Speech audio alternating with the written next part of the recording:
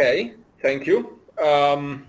Now we are starting to have some questions, but I, however, would like to reconnect, and I will leave space to those in a moment. First, I wanted to reconnect to what you both just said.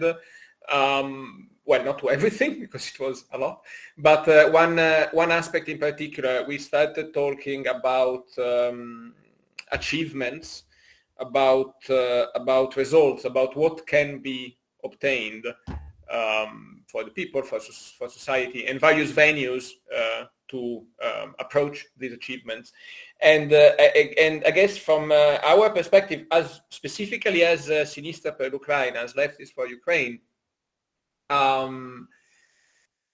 we would like to know from your perspective how, beyond informing and agitating, etc., how do we help? What's the contribution that you expect could come from European leftism beyond what you already observed? And I guess what is missing in the communication? Well, anyway, how do we help? How do we get there?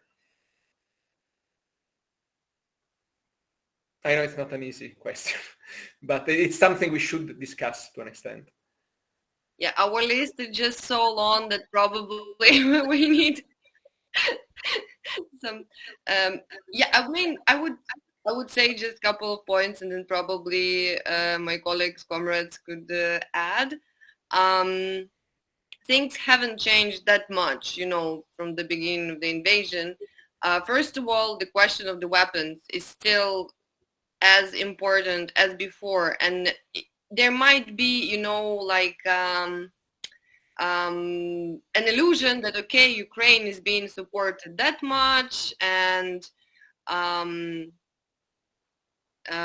US with the Lend-Lease and everything else, but we see like a situation which we saw so many times before in the world, that Western imperialists decide on how much support that or the other side of some conflict gets. I mean, we saw it in Syria when people were refused to have like anti-aircraft weapons, while Russia was like using the airplanes to erase like Aleppo and other places. And Ukraine is, of course, way more like privileged than Syrian resistance, than many other places, and probably it's like compared to other places, but it's still not enough. And for us, this like imperialist game of like, oh, we first give you anti-aircraft weapons, then we see how it goes. Okay, we're gonna give you tanks, and then see how it goes, then probably we will give you airplanes. For us, it's not a question of like this mainly like American vision of support. For us, it's a question of lives of our friends and families.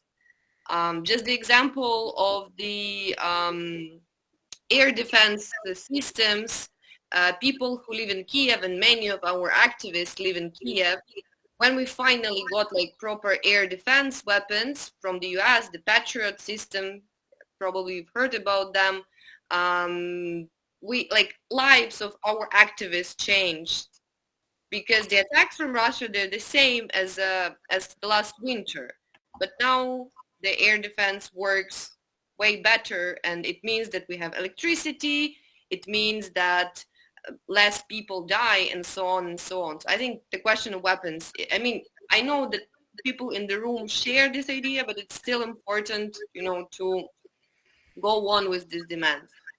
Secondly, of course, the question already mentioned of the international debt, which we also have, like the Commons Journal, for example, we have a text about this issue, and also Sozialny Rukh wrote a lot about it.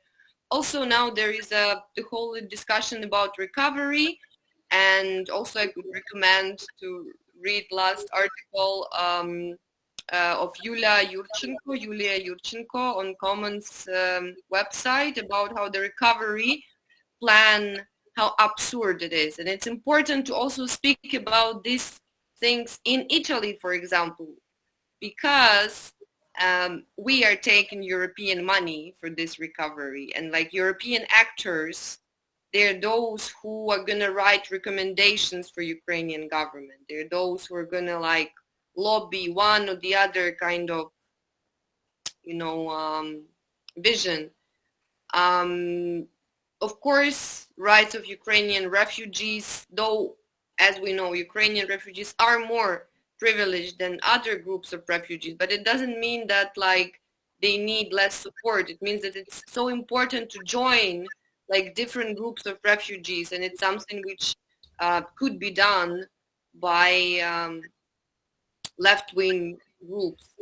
But it just, like key points which we repeat and which are as important as before. Thank you. Just for a crumble of optimism, I've noticed, at least here in Germany, where I'm living at the moment, that the convergence of groups of refugees is something that happens even spontaneously. Which it's a good thing, considering that a big effort of the Russian propaganda, as soon as the war started, was to depict Ukrainian refugees in opposition to the rest of the refugees, which was ugly. Thank you for these points. It's there would be so much to discuss about the Italian public, and in particular the Italian left, and the and how the communication can be made by us in this.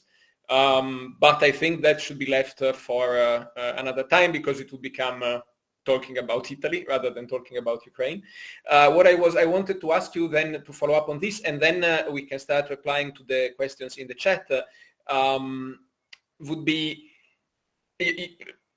as your experience, I guess, is such as mine, in that some of these points are difficult to transmit to people. Most of the pacifist left has no idea of what an air defense system is, or even if they can conceive it, they don't understand the difference it makes. They don't understand that, yes, it's a weapon, it explodes, but it saves people's life. That's not something that is, it's an example of something that is not easily vehiculated in the leftist discourse, at least in Italy. So what I was wondering was, given that I know these are points that you are repeating, do you also have, collectively, you, Artem, Stanislav, do you have have you noticed when these points are more successful? How to get hearts and minds, basically? What arguments work better to support these points? If this question makes any sense at all. Otherwise, we can move on to the next ones.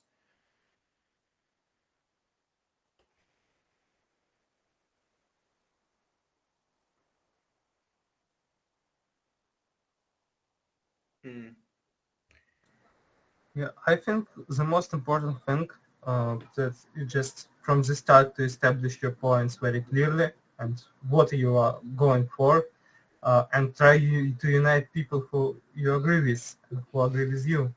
And after this, it's a lot easier. So it's now not more about trying to convince someone, but more about finding allies. And actually, in Italy, you have a lot, I think, very disconnected groups that can be allied on these issues. And also, I heard you had change in leadership in Democratic Party on the more pro-Ukrainian. So it's also something that could be pursued in some way to just have some presence of pro-Ukrainian, at least somewhat left democratic views. And first to build some coalition and then just go into the arguments. Because when you argue one against like Pleiado of campus, it won't work even if your arguments are brilliant. So okay. It's very short remark, so sorry.